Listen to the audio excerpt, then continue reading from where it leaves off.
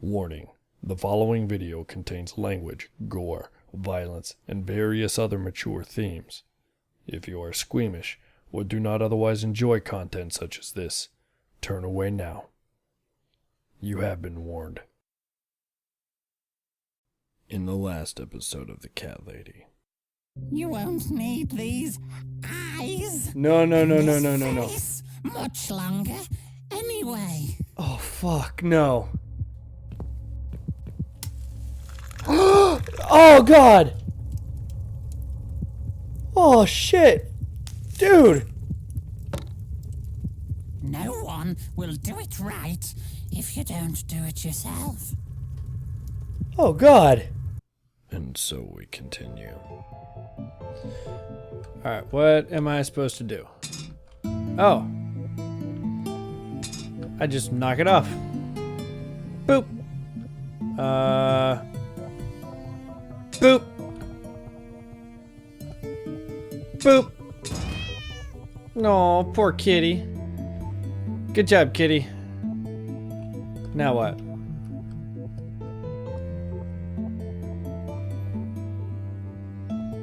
All right. Go save Susan. Oh. Oh, man. Damn it, Susan. Hole. Yeah, that's the only thing I really can do. It's, some kind of ducting system, I'm guessing. Ooh, 3D. Do it again. Do it again. Reminds me of the old 3D effects from Myst.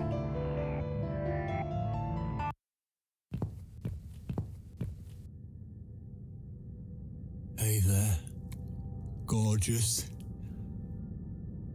I see my old lady brought the bleach again. What a shame. I really liked your eyes. It could have been a start of something very exciting for us, if you know what I mean. She does that every single time. What do they call it? Insanity. Trust issues. That's it. Close enough. Well, never mind. Plenty more fish in the sea. I'm not too fussy, but even I have some standards. Ain't gonna touch a bird like you, I gotta be honest, girl. You look like shit. Well, fuck you too. But I wouldn't want you to think I'm not a kind man. Plenty of time until dinner, and you're in pain, so I've brought something to end your suffering. Think of it as an option. I've got this gun here. It's one of my favourites. There's just one bullet in the chamber. Large caliber. You'd be long dead before you'd feel any pain. Sounds good, doesn't it? I mean, it's just an idea, you know, no pressure. Ah, of course. You can't see it. That bleach turns your eyes to nothing but jelly.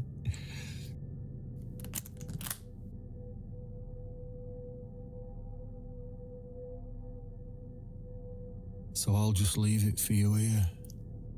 Feel free to use it. That bullet's meant for you anyway. I better go now.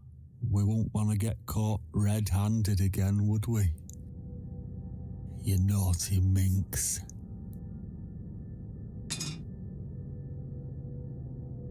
What was that? You can't reach it? Well, what did you expect? Life's a real fucker sometimes.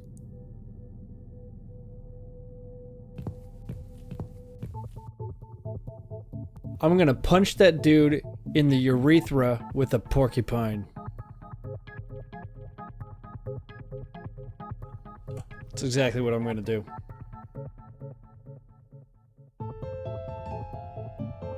Swallow the key. Oh, don't get caught. Don't get caught.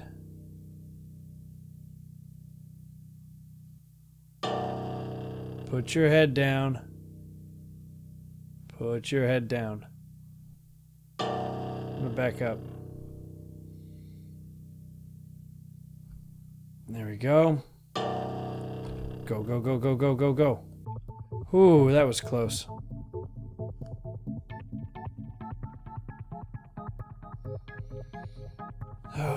Let's go. We gotta vomit all over Susan. Key. Spit out. What? Who's this? My eyes. I can't see a thing. That bitch. A key? Who are you? Say something. Anything. I should be able to unlock the handcuffs now. I really hope I don't have to control any of this.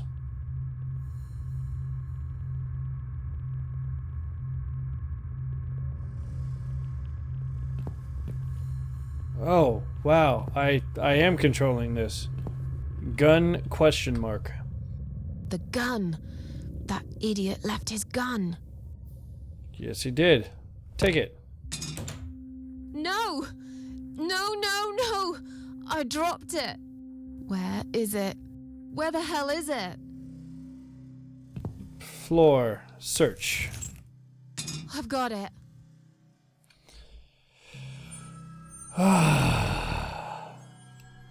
Well, shit. I'm sorry, Mitzi. I have to break my promise. I'll be back, though.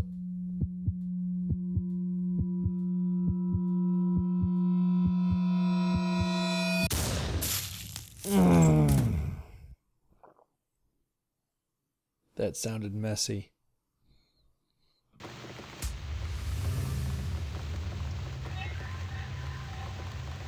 What?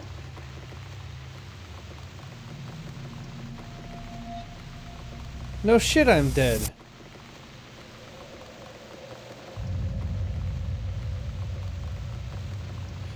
Death is nothing at all. You have only slipped away into the next room. Mitzi? Hope you don't mind creepy posters. It's your room. You can do what you like with it. Oh. I definitely prefer this to fairies, rainbows, and pink unicorns. Hey, look, it's Downfall. Did you make these? No. My boyfriend made them.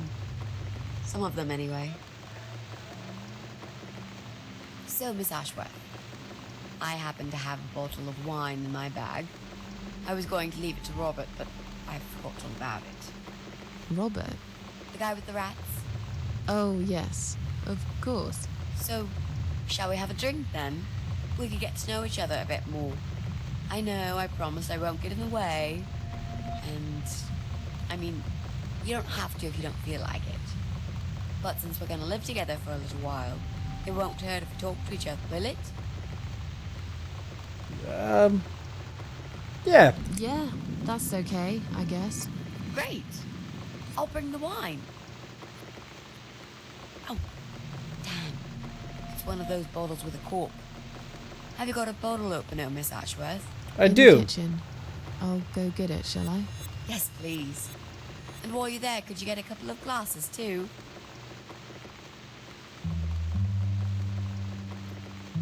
Move, you're blocking the Downfall poster that I want to actually look at and examine and zoom in on when I edit this video. Ugh. Maybe I'll move when I come back. Going to the kitchen, grabbing a corkscrew. Gonna take the corkscrew back to Mitzi. Gonna get drunk and we're gonna have girl talk. Gonna get drunk and we're gonna pass out and wake up really hungover and wonder what the hell happened. Really, nothing happened because we're just really lightweight.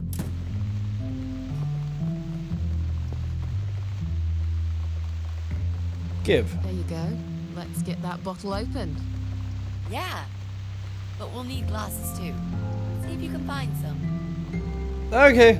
I gotta close this door, because that painting is terrifying. Super terrifying.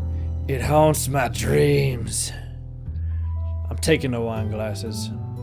One for me and one for Mitzi. And one for the little boy who lives down the lane.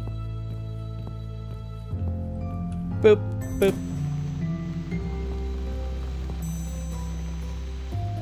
I found some wine glasses. Look at you. All right, that's all we need. Oh, Miss Ashworth, I really must say this before we start. Yeah? I promise I won't cut your throat when you're asleep. Very funny, Mitzi. Oh, no, I mean it. That's fine. But just so you know, I always sleep with my eyes open.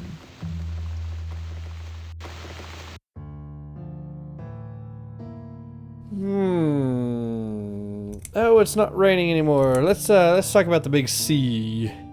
So, the big C. Want to talk about it? Well, to be honest, I didn't really want to tell you about it like that.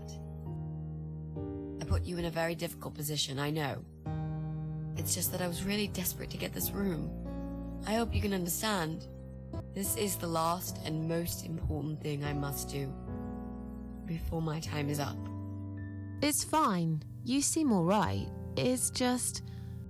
I find it hard to trust people these days. Maybe it's time I opened my eyes to see others have problems too. Some, like yourself, even bigger than mine. What kind of cancer is it? Do you mind me asking? Brain tumor. Her name is glioblastoma. Huh. Yep, they're all girls, the way I imagine it. Just look at their names. Lymphoma, melanoma, myeloma, leukemia, sarcoma.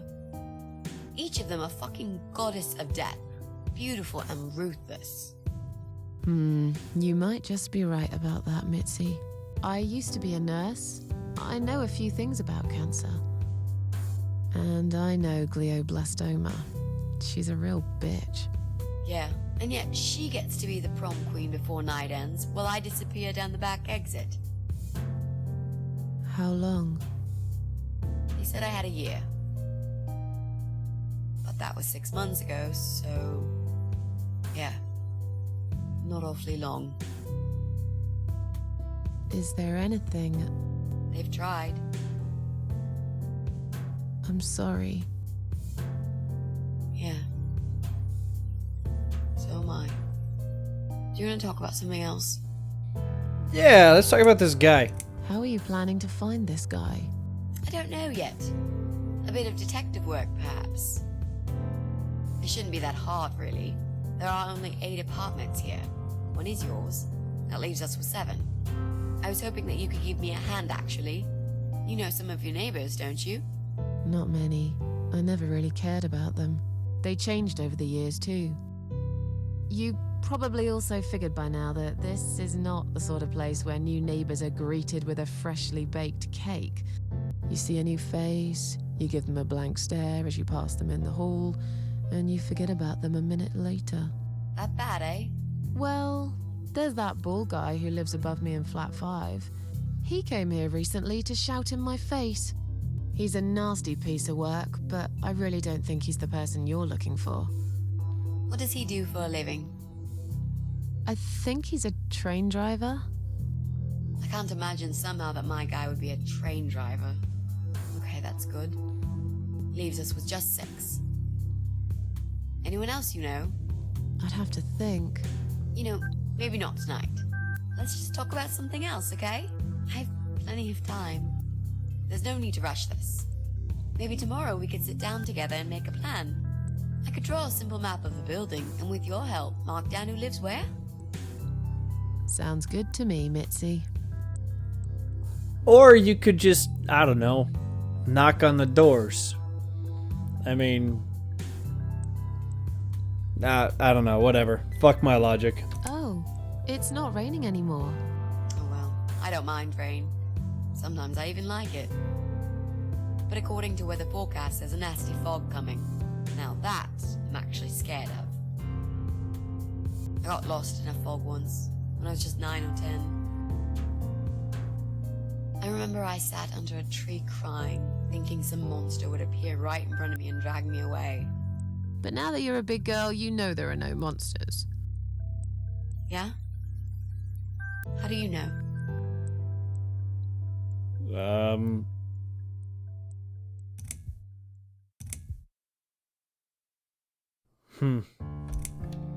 The only monsters are us.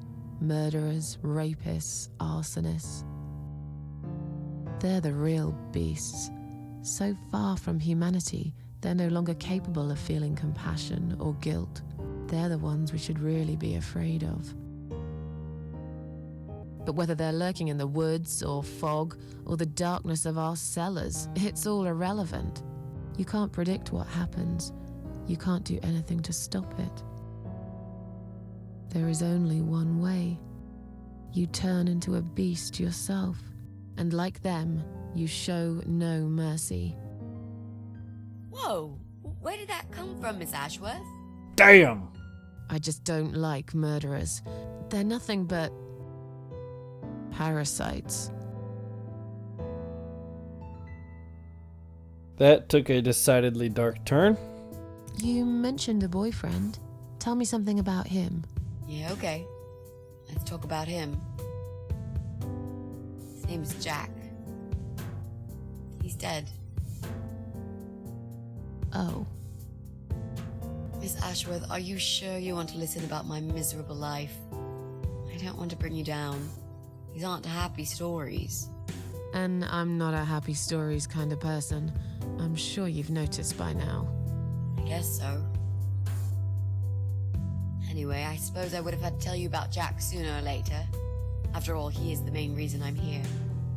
I just don't know where to start.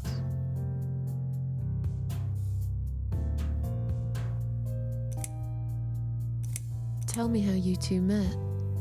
Oh, we knew each other for forever. We grew up on the same street. It's funny how we seem to be made for each other. Perfect match. I always knew he was the guy for me, and I'm sure he never doubted that either. Jack was absolutely crazy about me. We thought one day we would marry, have children, be happy. I never had many friends because I had Jack. I didn't need anybody else. You know, if there's one thing I'm really grateful for in my life, it's that I got to experience this pure, perfect love. Some people go through a lifetime without knowing how it feels. I guess I've been very lucky. But all luck runs out sometimes.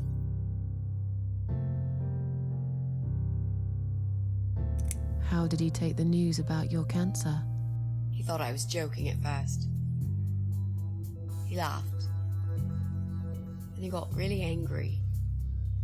I swore to him I was serious, but he still wouldn't believe me. We had a big fight that night. It was our first and only fight. It was awful.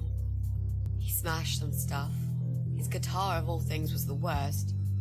He loved that guitar. Why did he break it? He was absolutely furious. He walked out on me that night, and when he came back the next day, he was different. He begged me to try surgery and chemotherapy. I didn't really want those things, but I did the chemo for him. It didn't help. It just made me feel sick all the time. I felt trapped in this strange place where nothing that happened around me seemed real. Maybe that's why I didn't see what my cancer was doing to Jack, and it was destroying him as well.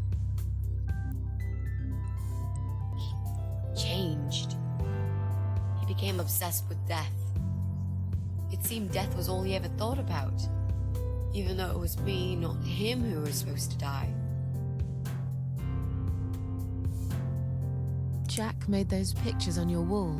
Was he an artist? He always liked all kinds of morbid stuff, whether it was music, movies, paintings. So do I, really. We had that in common, amongst other things.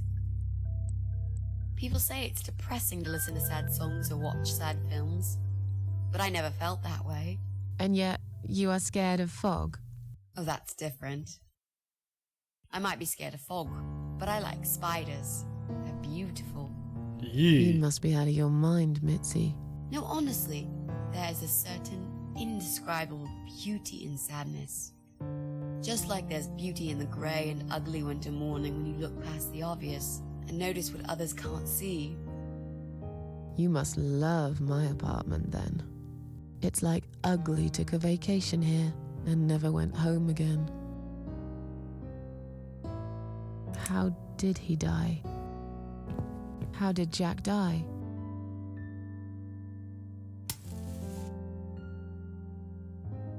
It was so distant in the last few weeks before he died. What I didn't know was that he kept looking for something. I don't think he even knew what exactly. But it eventually found him. Or rather, he found him. There are those forums online, you know, about all sorts of stuff. Fishing, computer games, horses, gambling, addictions, everything really. Accidentally, Jack stumbled upon one about suicide. There's a guy there, calls himself the Eye of Adam. He's a fucking god on that forum. It's like a failed suicide club. People mostly try to help each other and offer support. Sometimes it just helps to know there are others like you. To listen to their stories and how they cope with their lives. But the Eye of Adam is an advocate of death. He dwells on human weakness. His job is to plant an idea, to give them a reason to die and tell them how to do it, once and for good. Jack took the bait. Before he knew, he was completely brainwashed. One day, he sat down with me and tried to explain his perfect solution. It was the Romeo and Juliet kind of scenario. We were both to die together in each other's arms. It was supposed to be a quick and foolproof death. There was no chance we would have been saved. All thanks to the Eye of Adam, who created a tool for perfect suicide. He told me it was very simple. All we needed were 2 easily accessible household chemicals, which combined together create a gas called hydrogen sulfide that kills you within a couple of minutes. I told him he was fucking nuts, of course, but he just wouldn't give up. He reasoned with me, then he begged, and eventually just kept screaming at me. I figured it was his crazy idea of a modern romance, but it was downright tacky and just wrong. Finally, he said he would get everything ready and wait for me in our special place at dawn. 5 in the morning. Don't be late. Those were his last words he said to me. Then he stormed out. I cried for hours, thinking I didn't deserve all that from the person I loved most in the whole world. A few times I even tried to persuade myself that maybe he was right and I should do it. But I just couldn't. I eventually fell asleep. I didn't plan it. My head was killing me. I was so tired. I woke up suddenly. I could see the sun rising out my window. It was nearly 5. In utter panic, I threw myself off the bed and ran out the door. I needed to stop him. I needed to get there before it was too late. But right there in my bedroom, before I even left, I already knew it was. When I arrived at our special place, it was already bright. We used to go there in the past, drink wine, sometimes smoke weed and listen to Pink Floyd, sometimes make love in Jack's car. There wasn't really anything special about that old parking lot. But to us there was. It was completely abandoned. It was quiet. It was safe. After that day, I've never gone there again.